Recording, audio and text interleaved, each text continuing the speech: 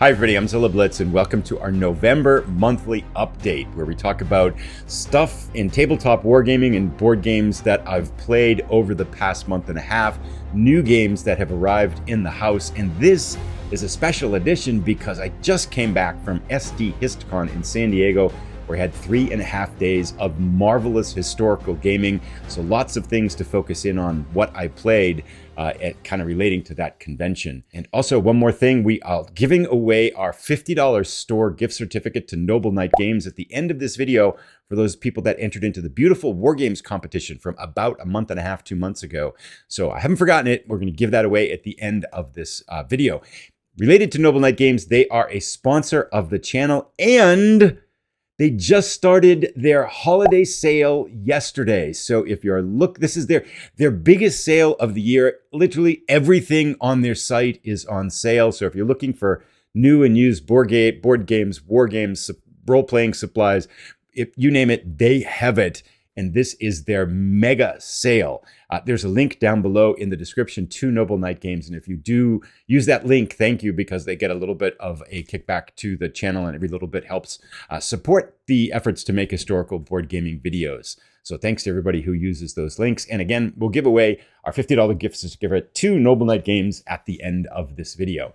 I want to start this monthly update with stuff that I played. In particular, I want to talk about SDHistCon, where I just came back again from 3.5 days of marvelous gaming in San Diego. A huge shout out to Harold Buchanan and all the staff of SDHistCon who put on an intentionally small event of about 150 people. If you have never been to a wargaming conference or historical gaming conference, would like to check one out. People there are super friendly. It's just an amazing time with so much going on. So let's talk about stuff I played there. Started out on Friday morning with a teach and play of Wolfpack from the designer Mike Berticelli from GMT Games. We hunted well, sinking a bunch of allied shipping. I did manage to sink my U-boat on the very last thing. Hint to those that get the game and are playing the game, save a tactical point for the ride home. All I'm going to have to say. If you know what I'm talking about, you know what I'm talking about. It's actually very important. We had a marvelous time playing the game. I'll talk more about that in future episodes on the channel, but it was really fun. Lots of agency in this U-boat simulator. Next up on Friday was an afternoon game of Task Force from VUCA Sims with Grant from Pushing Cardboard. I have wanted to play this two-player for the longest time. We played the Midway scenario, and I think we'll talk more about it. I think Grant and I are going to get together and kind of do an impressions video of the game, but this was really cool. It exceeded my high expectations for the game. We had an epic Midway battle that just saw carriers on both sides going under the water. It was, haymakers, just like you would expect in carrier ship fighting. So we really had a great time playing that. Saturday morning started out with another fun event. It was a teach and play of Rebel Fury from Mark Herman. I got rid of Rebel Fury a while ago, hadn't had a chance to get it to the table yet. And what better way to learn it than to get taught by Mark Herman, who is actually, in addition to being an excellent designer, he's also an excellent teacher. We were up playing in no time. Chet and I played the Wilderness scenario. Lots of back and forth in the woods, and it's just a fun system. I'll talk more about that one coming up on the channel as well, but I really enjoyed playing Rebel Fury. The afternoon, I was supposed to play Red Dust Rebellion. I was really looking forward to it, but the person who was leading the beginner game for that got the flu, so that got knocked out. Instead, serendipitously, I played a Microverse, an upcoming game from Sam London designed by GMT Games. This is amazingly fun. It's a 4X game that plays in about 15 minutes per player, and you can go anywhere from, I think, 2 to 8 players, although it seems to be best at kind of that 4 to 6 range. What a fun game. This game is going to be a huge hit. Really enjoyed playing that, and Sam led a teach and play of that one in the afternoon. The evening was another thing to check off my gaming bucket list. Played 1846. Andrew Heim led us through a learning game of that. Andrew Buchholz joined us in that game. And then also John Wolf, a fellow Minnesotan, was there. So 4 of us played an 1846 train game. They were very gentle to both John and I, who hadn't played the genre before. Andrew Buchholz ran away with the game with the massive score, but Andrew Heim is a fantastic teacher, and we had just a fantastic. We closed the place down. I was there until 11 p.m. playing 1846. But those train games are really fun. I'll talk more about those coming up on the channel in other ways, but I really enjoyed my time with that one. Sunday morning started off with some random conversations. As much as I enjoy playing the games at these conferences, it's really fun to just walk around and talk to people about the games they're playing and talk to how their own wargaming experiences and historical game experiences are going. But I did drift into a game that Florent was teaching from Nuts Publishing called Guerre Éclair. Now, I think there's going to be an English name for it. It's coming out in the spring, I think, of next year. It's a France 1940 type of World War II invasion game that I would call wargame adjacent, right? So it's got very kind of easier mechanics, takes about 15 minutes to learn, took us about 45 minutes to play, but a really fun recreation of the German invasion of the Lower Countries in France in 1940. I played as the Lower Countries and got my butt kicked by Douglas, but we had a really good time playing that game. After Guerre Éclair in the afternoon on Sunday, I set up an advanced copy of Purple Haze, and David Siskin and I went through this kind of 1 to 4 player Vietnam War tactical role-playing game. It's really kind of an RPG. There's tactical combat involved. It's also kind of a choose-your-own-adventure, Dungeons and Dragons-esque type feel to this narrative-generating experience with a big campaign wrapper around it. I wouldn't say it was really kind of a learning game. It was like, let's see how much we can learn as we try to play the first mission. Feel really comfortable. We got the mission envelope pretty good. It was a really cool story that it generated. I don't want to give away any spoilers yet. I will be making some video content about the game later this month as well. So there'll be more on that coming up. But it was really fun. I think we got about 2/3 of the tactical combat, wrapped our heads around that. Really had a fun time spending about 2.5, maybe 3 hours with that. And those are the big highlights from the SDHistCon. I played sampled a few other games and talked to people about other games, but those are the ones I spent the most substantial time with at the conference. Really had a marvelous time. Again, thanks to everybody who put that together and everybody who attended and makes everybody feel so welcome there. It's just a really cool time. Highly recommended in historical board gaming conferences. Other stuff I've played over the past month and a half. October was a horrendous month for playing games and creating videos. I'll talk more about that in a little bit. But since the back end of October, things have gotten a lot better. Played some Undaunted. Talk about that with the Shelf of Shame Challenge momentarily. Louisburg 1758, played a 2-player game with Mike Strand from Solo Battles. We had a really good time playing that. There's a video up about that on the channel. And then I'm now playing Phantom Fury. It's on the table from Nuts Publishing about the U.S. Marine attack on Fallujah. I got my absolute butt kicked in the first game, and looking forward to kind of revenge in our second game here. And also playing a bunch of Memoir 44 now on Board Game Arena with Patreon members of the channel here. So I think we've got a couple games going on that. John Wolfe has absolutely kicked my butt as I was learning the game. I think I lost 3 or 4 games to him in a row. And now we've got a number of people playing that. It's a fun game, a simple game, but it's really fun to go in and make a move every now and then. So that's it. There's a bunch of other stuff in October, some little games, some non-historical gaming games that I was playing. But again, October was a little bit of a challenging month. I'll talk about that momentarily. But that's a rough update of things played since we've last been together. And talking about stuff I played, I mentioned that October was a challenging month. I want to do a channel update right now. October was indeed a challenging month for the channel. I produced 5 videos, which is the fewest videos I've produced probably since I started doing this on this channel. It was there's kind of just a lot of things going on, but we've had some unexpected financial expenses that kind of hit us early in the fall. And everything's okay. It's no catastrophe, it's no disaster and things like that. It just meant I had to adjust and pick up some extra work on the side to make sure that everything was balanced out. And so that just means that it cut off kind of an hour, 2 hours of time I could spend on the channel on weekdays and pushes everything to the weekends. And then we just had a run of weekends in October where they were just taken up with other things. So that basically meant that the time I could focus on the board gaming stuff, which takes really kind of the most energy and the most cognitive space, was a little bit limited, was very limited. So that just kind of reduced the numbers of videos. Going forward, everything looks really good going forward. I've got a little bit more of a stretch to kind of make sure everything works out, but then things should go back to normal and I shouldn't have that extra pile of work on my life.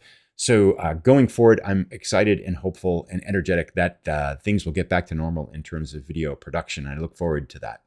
And in terms of how that impacts the channel numbers, if you don't create videos, there's nothing for people to watch. And so views went down from 77,000 to 61,000 in October. Still, I'm happy with those, but I'm really excited to get back to making more content and playing more games. That's really the trickier part, is that when you make a video for the game, you got to learn the game, play the game well enough to be able to make a video for it, and then make the video. So it it takes a while to make these. And with that chunk of time knocked out, and then when weekends get knocked out, it was a little bit tough. But my energy and my enthusiasm for it has not waned. And I'm really excited that life looks like it's going to get back to normal as we drift into the fall more. A quick word about the very lame Shelf of Shame challenge. Although, to my defense, Undaunted Normandy here is almost done. I played it a couple times in the 2-player version, and I'm comfortable with that. I want to play it solo, and that's using the reinforcements game. And then DM Tim, one of the Patreon members, pointed out that there were some issues with the original first edition of the reinforcement solo cards, and you can get those replaced. So I've been in touch with Osprey Games about that. I'm just kind of waiting for those to show up before I play Solitaire, and then I can check off Undaunted Normandy. And you'll notice here, down here, right beside me here, there's a little green box for Paths of Glory. I've read the rules, and I'm setting that up now, and I'm going to play with the Stuka Joe solo card system to check that out with Paths of Glory. So really looking forward to that. So making progress. I mean, I'm not going to get through everything by the end of the year, but I'd love to be able to get through at least 2 or 3 more of these, maybe 4 more of these. And I think things are going to pick up now. I'm eternally optimistic, right? It's not that I'm not playing stuff. Well, it was in October, but now it's not. It's just a matter of focus. I'm talking to you out there, Hissy Cat. Focus. New section on this monthly update, random news, was at SDHistCon, and 2 or 3 people said, wow, I really like that you live by a river. I wish I could live by a river too. I just want to make it really clear. This is not where I live. This is a green screen video laid on top of a green screen. So behind me actually is a table with some games on it, with Phantom Fury on it, lights. This is a home work office. So I've got a desk that I'm sitting at with a camera in front, and then another desk over there. So I don't want to make you look at something really ugly for half an hour. So I use some green screen stuff with this on it. I can show you, here's a green can, so you can kind of see right through it if I do like that, which is always kind of cool. So yeah, this isn't my real stuff. Second news item. I shoot the tabletop videos on an iPhone. I've been shooting them on an iPhone 11. If you know the iPhone math, that's 5 years old. Yesterday, I ordered an iPhone 16 and it's arriving tomorrow, and I couldn't be happier.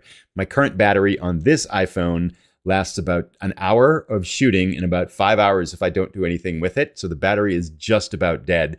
The phone is completely full. So when I shoot a video, I immediately have to transfer it off to editing and just kind of go back and forth like that. And it doesn't have a digital zoom. It doesn't have an optical zoom. So whenever I change the focus, the zoom on the shot on the table, I literally change the arm and move it all the way down. So if I want to shoot a close-up, I put the phone like that far away from the table here. Now, the new iPhone will have a 5x optical zoom, which means I can just leave it in one place and zoom in. It's going to make workflow so much easier. It's going to improve the quality of the videos so much. It's going to have storage, so I don't have to constantly transfer them off. I couldn't be happier. So I'm really excited, and it's long overdue to get a new phone. Connected to that, I always like to take a moment in these videos to say thank you to the Patreon sponsors. I use the Patreon funds to update and upgrade equipment for the studio and add stuff to the studio to improve the quality of the videos. And the part of the funds, I mean, a phone is part personal and part used for the videos and things like that, but I did take a part of the Patreon funds to get that. I'm so excited to have better equipment to shoot tabletop videos now. With that, a special word of thanks to Brian Miller and Jim Ainsley. Pardon if I messed up the pronunciation on that, new Patreon members over the last month. And also, I should mention, we've started up the Patreon Discord for paid members. Got about 30 maybe active people in there. We're playing some games, talking about wargaming, historical gaming, and other related things. So if you are interested in joining the Patreon, the support is greatly appreciated, and there's a link down below. And thank you, as always, to Patreon members, many of whom have been here for over 2 years, and your support is, I'm always humbled and greatly appreciative of all the support that's provided to help make more historical videos. So thank you to all. Our penultimate segment, what's new and in the house. There's a couple months worth of stuff here, and it's the fall winter season tends to be pretty busy for new releases and stuff. So there's a good amount of stuff to go through. Let's jump in and get started.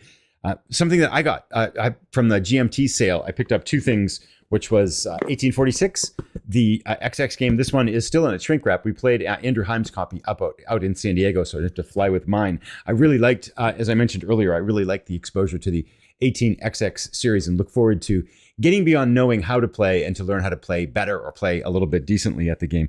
Also with the GMT sale, this was more FOMO than anything else, because I feel like these go out of stock and then they get really, really expensive. And I know that I'm going to like the series when I get around to playing it.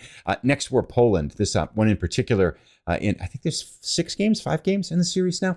This one was a particular interesting area geographically for me to want to explore. So I know I'm going to get it to the table eventually, and I wanted to get it before it went out of stock. And that the GMT sale is such a good deal when they have that 50% off for the P500 orders. So those are the 2 things that I got there for that. Next up, 3 games from Lock and Load Publications. The long-awaited JU-87 Stuka Ace. Really fun solitaire campaign where you get to fight as a Stuka pilot in World War II over a number of geographic campaigns. I've got some videos up on the channel about that one. If you like solo games where you have a career over a number of missions, I think that one's definitely worth checking out. A lot of fun. And then also from Lock and Load Publications, First Victories, Wellington versus Napoleon, the battles of Vimiero and Rolica in Portugal. And so this, I've got a video up on the channel now about this. Really 3 games in one with the 3 different levels of complexity and 3 different rule sets to fight out the battle. So looks like a really detailed and interesting kind of recreation of the battles in the Napoleonic with a Napoleonic system. And then a big one, look at how big this is with all the stuff in the box. Blood and Fury, World at War 85, the 2nd edition in the Blood and Fury, in the World at War 85 series. Post World War II games are games I haven't spent a lot of time with yet. And sometimes when I do dig into them, it's like, wow, these are complex. The thing that kind of impresses me with this one, because I got a chance to spend a time with the system with a very early prototype of the game, with an earlier prototype of the game is probably a better way to say that.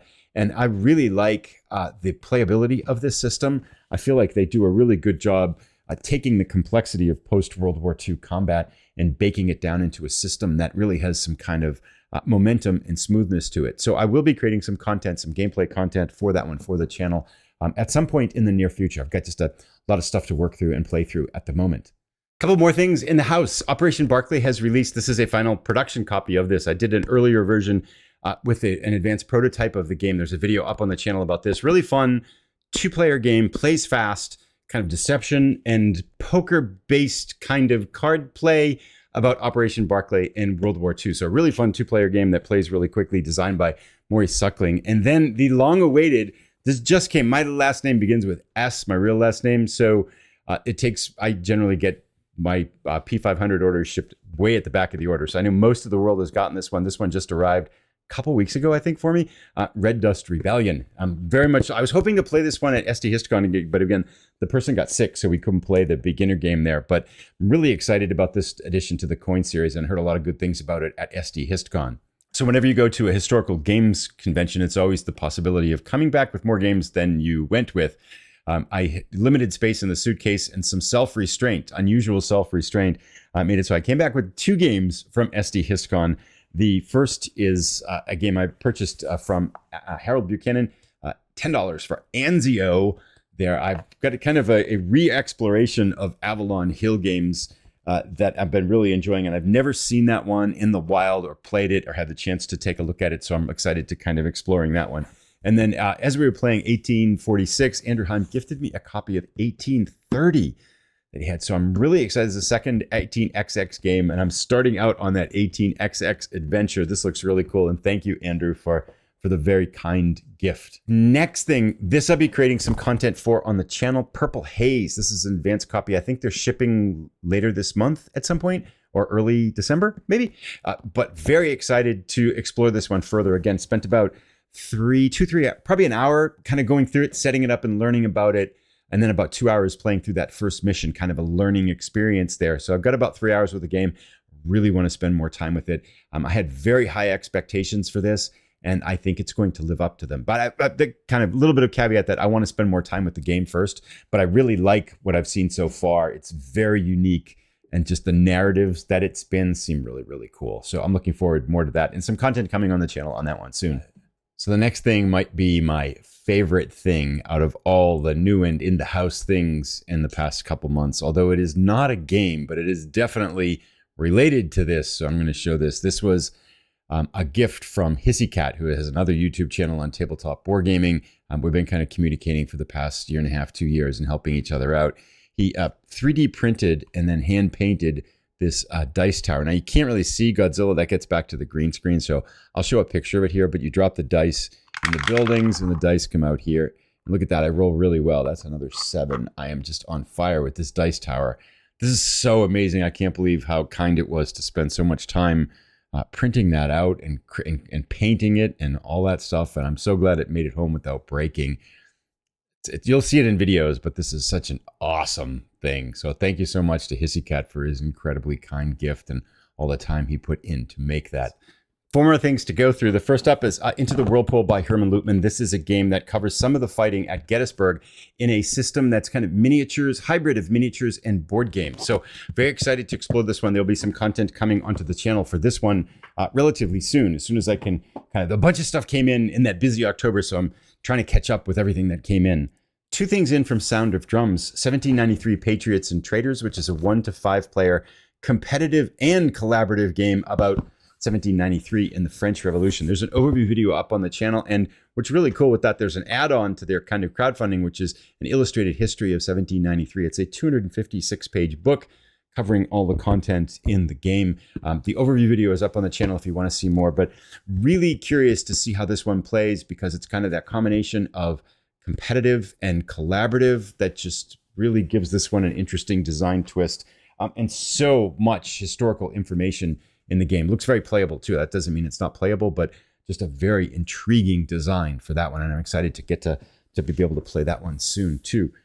And second to last, Assault Sicily 43, Gala Beachhead. I spent a lot of time with this one last summer. And at that point in time, I thought it was complete and done, right? In terms of the design and the production, everything like that. The designer of the game is probably one of the hardest working board game designers I know. He kept improving, tweaking, and then Sound of Drums picked it up and redid, kind of improved and embellished and added to all the artwork and the counters and the design and the storage. This is, if you saw a lot of the videos I put up on the channel last summer, this has evolved so much since that time and just is, I think it's really going to be a tactical system that people are going to really, really enjoy as they dig into this one. So this, if you like tactical combat, I would encourage you to check that out. This production on this one is really, really good. And the videos are up on the channel last year. It's really improved a lot since then. And it was really good then. It was a final version. So it's kind of like a final version squared now. So really excited to get that one and check out the new features in this system. Last but not least, Song for War Mediterranean Theater. Now, this is from Invicta Rex Games, and some of you who have been around on the channel for a long time may recall that I created some content for their Kickstarter probably over a year ago now, maybe a year and a half or so ago. And the Kickstarter didn't quite make it for a number of reasons, none of which were, in my opinion, related to gameplay.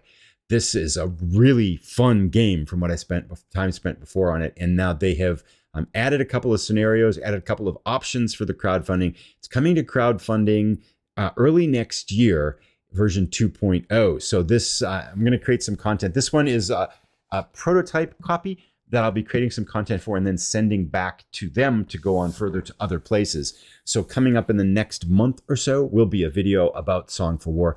This is so much fun. I know it's going to succeed in its second Kickstarter. There is absolutely no way this one is not making it in its second Kickstarter. And I'll have a video up about this one sometime within the next month or so. And now it's time to give stuff away. Our $50 store certificate from our channel sponsor, Noble Knight Games. Thank you to them for sponsoring this contest.